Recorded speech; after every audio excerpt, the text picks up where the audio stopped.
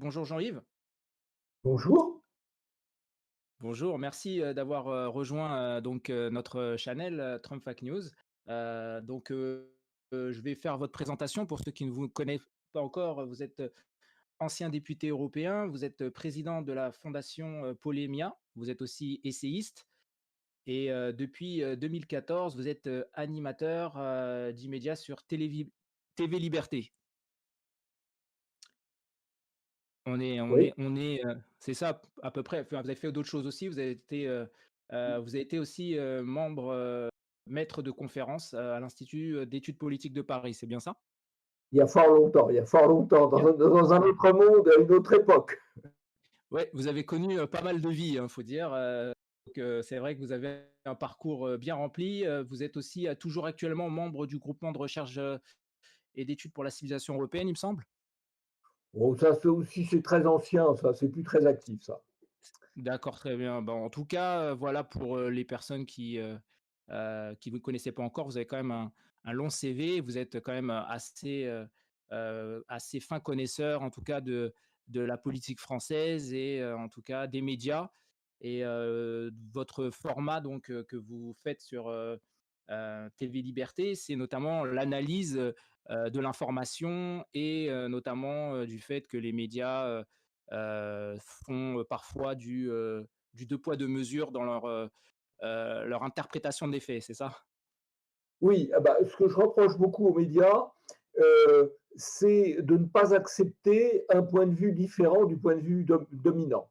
Or, je pense qu'on ne peut accéder à la vérité, à la connaissance d'une situation, ce qui, si les différents points de vue sur un sujet, ça peut être une élection, ça peut être le traitement d'une épidémie, ça peut être la politique de sécurité ou d'immigration, si les différents points de vue peuvent s'exprimer et si possible de manière à peu près égale. Or, c'est évidemment absolument pas le cas. Euh, Pratiquement dans l'ensemble des médias occidentaux, il y a un point de vue dominant qui peut s'exprimer très fortement, qui généralement interdit l'accès aux grands médias du point de vue différent, du point de vue dissident, et qui maintenant a tendance à essayer de censurer le point de vue dissident quand il s'exprime, soit sur des médias alternatifs, soit sur les réseaux sociaux. Je pense que c'est extrêmement grave parce que la démocratie n'a de sens que si les différentes opinions peuvent s'exprimer de manière à peu près égale, de façon à ce qu'ensuite les décideurs et lors d'élections, les électeurs puissent choisir entre des points de vue différents dont ils ont pu avoir connaissance de manière à peu près loyale, ce qui n'est malheureusement pas le cas. Ouais, je pense que c'est une très bonne introduction, et on va revenir par rapport à ce constat que vous faites et qui est évidemment, totalement justifié, notamment dans la manière dont les, élections, on va parler des États-Unis, ont été traitées. Est-ce que vous pensez que, la manière dont les élections américaines, de 2020, ont été injustement traitées, par rapport, notamment à la victoire de Biden ou du moins par rapport à la défaite de Trump? Est-ce que pour vous, vous pensez que les médias déjà ont participé de manière active à faire élire Joe Biden, notamment en cachant certaines informations, comme notamment son affaire avec son fils Hunter, et le parti pris évidemment des médias pour Biden notamment. Et pour vous, est-ce que d'une manière plus générale, dans ces élections, pensez-vous qu'il y a eu une fraude organisée? Alors, Donc ça fait deux questions en fait. il y a deux éléments, hein. Il y a d'abord eu une manipulation de l'opinion, on peut dire sur deux sujets principaux, encore que la manipulation de l'opinion, elle a commencé dès l'élection de Trump en 2016 et dès C'est vrai, avant d'ailleurs l'élection de Trump. Donc il y a une c'est vrai. manipulation d'opinion extrêmement ancienne. Il y a d'ailleurs eu une contestation de l'élection de Trump en 2016 en expliquant qu'il avait été aidé par les réseaux russes, que sais-je encore. Bon. C'est ça. Donc il y a eu une manipulation de l'opinion qui, lors de la période d'élection présidentielle, a porté principalement sur deux sujets. D'abord, une occultation des affaires du fils Biden, alors qu'il y a eu un certain nombre de sondages postérieurs à l'élection, et quand on a demandé aux gens est-ce que vous connaissiez les affaires dont on accusait Hunter Biden, la majorité répondait qu'ils ne Qu'il les n'était pas au connaissaient courant. pas. Tout à fait. Quand on leur demandait est-ce que ça aurait pu changer votre vote, il y en a un certain nombre qui répondaient oui, et de manière suffisamment significative pour Oui, que, si les sondages a posteriori sont exacts, c'était suffisant pour changer le résultat de l'élection. Ça, c'est la oui, première chose. oui. Le deuxième phénomène, il semblerait, là aussi, d'après un certain nombre de sondages post-électoraux ou préélectoraux, que Trump ait perdu, notamment parce qu'il a perdu par rapport à l'élection de 2016 un petit pourcentage dans l'électorat blanc. Une des explications de cette perte de pourcentage, c'est le traitement qu'il aurait fait de l'épidémie de Covid, ou plus exactement, la manière dont les médias ont traité la façon dont Trump gérait l'épidémie de Covid. On voit d'ailleurs un exemple tout à fait exemplaire quand il a annoncé qu'il y aurait un vaccin au mois de La fin de novembre ou Oui, c'est décembre, ça, avant la fin les de l'année, médias oui. ont regardé, alors qu'en fait, le vaccin est bien arrivé à ce moment-là. Donc, C'est ça. on a eu une désinformation, on a eu une non-information sur l'affaire Hunter-Biden, et on a eu une désinformation sur le traitement de l'épidémie de Covid par Trump, sachant d'ailleurs qu'une partie du traitement de l'épidémie de Covid dans un pays fédéral comme les États-Unis s'est fait au niveau des États. Et d'ailleurs, l'épidémie a été la plus forte dans les États démocrates, pas Mmh. forcément parce qu'ils étaient démocrates d'ailleurs, mais tout Ouais, simplement en raison de la structure très urbaine de ces 10 États. c'est vrai. Donc, en effet et par rapport, donc, en fait, à l'élection elle-même, est-ce que pour vous, pensez qu'il y a eu une fraude et que, Trump a été volé, au fait? Alors, je crois plusieurs choses. D'abord, vu du point de vue français, euh, les élections américaines sont quand même très étranges parce que on ne semble pas vérifier dans beaucoup de cas l'identité des électeurs. Et par conséquent, c'est quelque chose qui ne peut que rendre possible, euh, à minima, des irrégularités électorales, pour ne pas parler de fraude. La deuxième chose qui paraît étrange, c'est qu'on a élargi au motif du Covid, ou sous couvert du Covid, très largement le système de vote par correspondance. C'est un système de vote qui a été supprimé en France en 1975, précisément, c'était le motif officiel, pour tenter de limiter la fraude électorale. Et à part la Suisse, je crois, aucun pays européen de l'Union européenne, mais la Suisse n'est pas dans l'Union européenne d'ailleurs, ne pratique le vote par correspondance, sauf exception extrêmement limitée, précisément parce que le vote par correspondance facilite différentes formes de fraude qui peuvent être les échanges de bulletins par la poste dans les endroits où on les dépose, ou même, sans aller jusque-là, par le fait qu'on envoie des gens, éventuellement payés par des collectivités publiques, récupérer les bulletins de vote auprès d'électeurs qu'on pense favorables parce qu'ils ils habitent des quartiers qui sont réputés favorables aux candidats qu'on veut soutenir. Donc, je crois que, compte tenu de l'ampleur du vote par correspondance aux États-Unis lors de ces dernières élections, il y a forcément eu une masse, un grand nombre d'irrégularités. Est-ce que ces irrégularités ont été suffisantes pour changer les résultats dans les États clés? Honnêtement, en l'état actuel des choses, je crois qu'on n'en a pas la preuve. Je trouve quand même personnellement très, très curieux que là où il y a eu le plus de contestations électorales, là où il y a eu le plus de bulletins arrivés très tardivement, là où il y a eu aussi quand même le plus de morts qui ont voté je Ouais, pense au champion de boxe Frazier, c'est c'est ça. précisément dans les États qui ont fait la bascule. Donc, C'est ça. j'ai tendance à penser que, je suis sûr qu'il y a eu des irrégularités électorales, dont je OK. suis sûr qu'il y a eu des fraudes électorales. Est-ce qu'elles ont été suffisantes pour changer le résultat? Ouais. J'ai tendance à le penser, je n'en suis pas absolument certain en l'état actuel des choses. En tout cas, pour, amener un peu d'eau à votre moulin, il y a eu un Time, je ne sais pas si vous avez pu avoir le temps de le lire, qui parlait justement comme quoi, la fraude, était en fait, ils avouaient clairement qu'il y avait une fraude, avec leurs mots évidemment, hein, pour, les enrober, mais en disant que c'était pour le bien de la démocratie. Oui, Donc ça, vous c'était avez dans le vu ça Time. dans quoi? Dans Dans TAC? le Ouais, dans Time, ils ont fait un article où en fait, ils expliquaient qu'il y avait eu des changements de règlement au cours de ces élections, qu'il y avait des personnes qui avaient été recrutées spécifiquement dans cet objectif, mais c'était dans le bien de la démocratie pour, et ils le disent clairement, pour virer Donald Trump en fait. Donc dans le Time, Oui, en fait, ils ont clairement avoué en fait qu'il y a bien eu des manipulations lors de ces élections, hein. Sauf qu'ils l'ont d'accord. Alors, justifié ça, par, si vous m'envoyez ouais. l'article, je serais vraiment très intéressé. Je Oui, c'est crois passé, que c'est passé hier. oui, On va vous envoyer ça évidemment. C'est ah oui, passé hier. Ça ça, fait, ça m'intéresse vraiment beaucoup, beaucoup. bien sûr. Je crois que c'est ce que les Américains appellent le poll harvesting, Ouais, c'est-à-dire le ramassage des bulletins de vote chez les gens, quoi, voilà.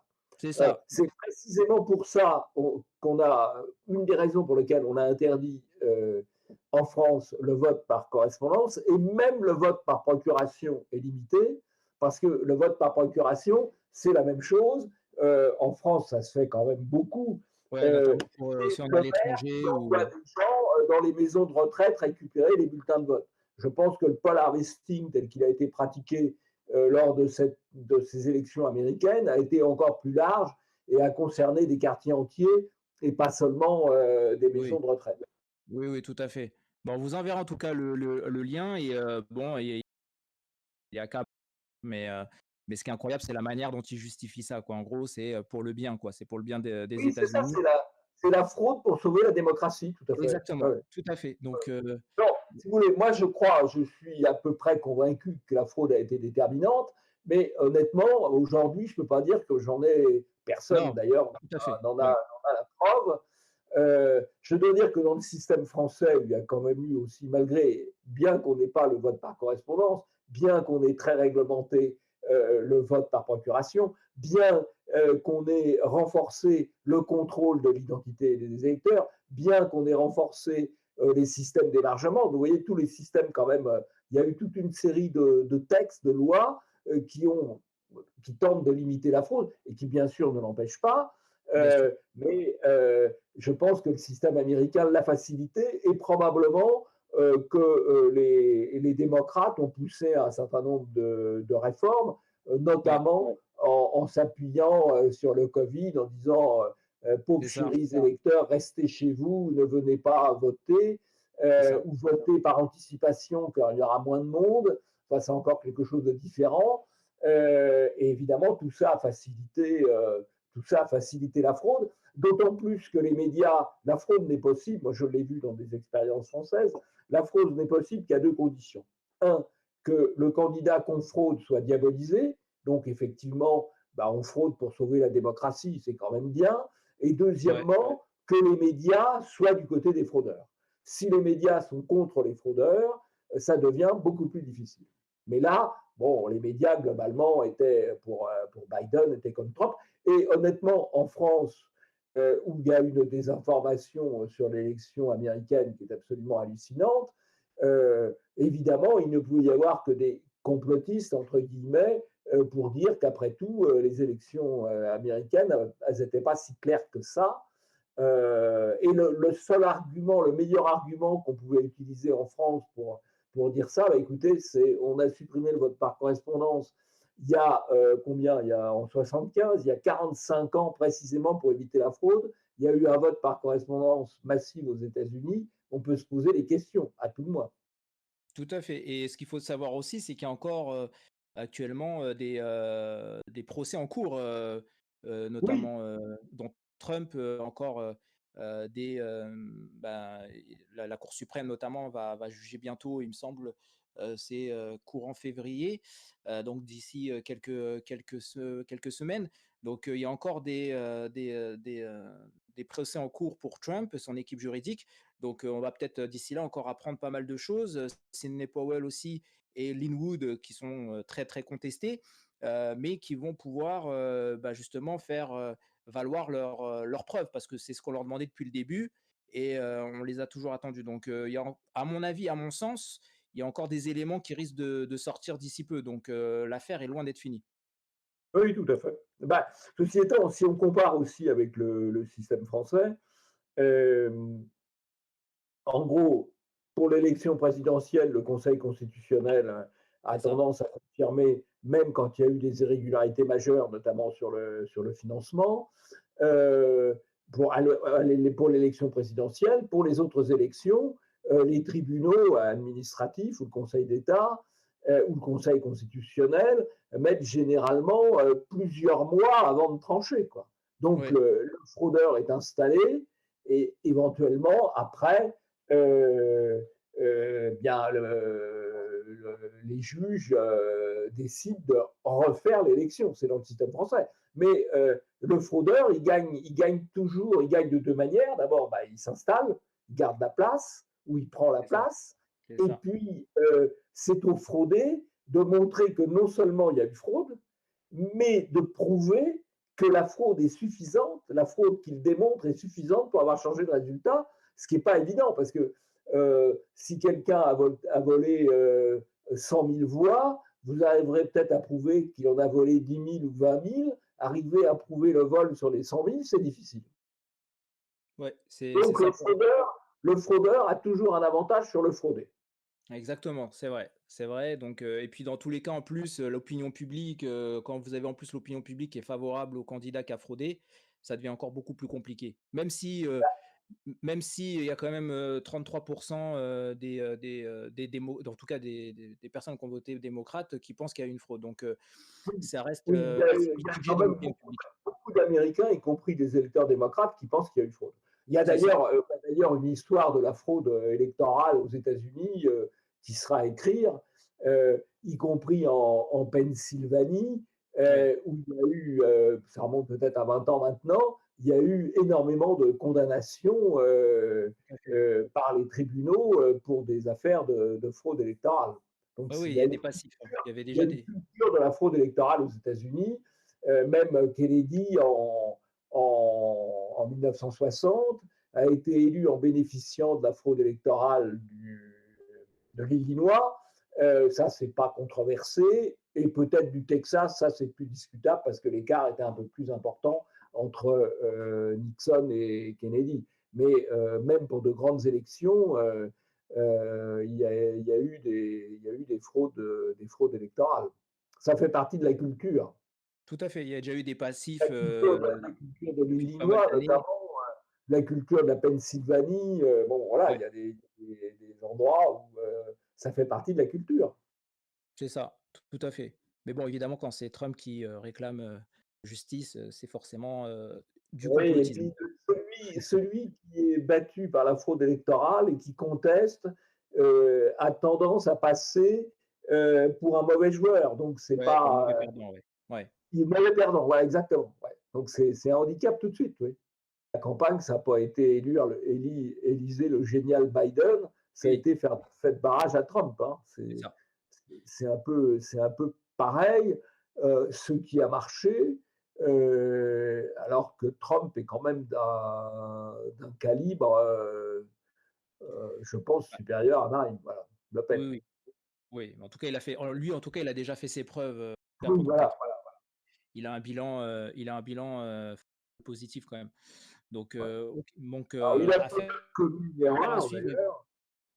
Il a peut-être commis une erreur, c'est de ne pas faire passer des lois Tout à fait, limitant la possibilité pour les GAFA de procéder à des censures.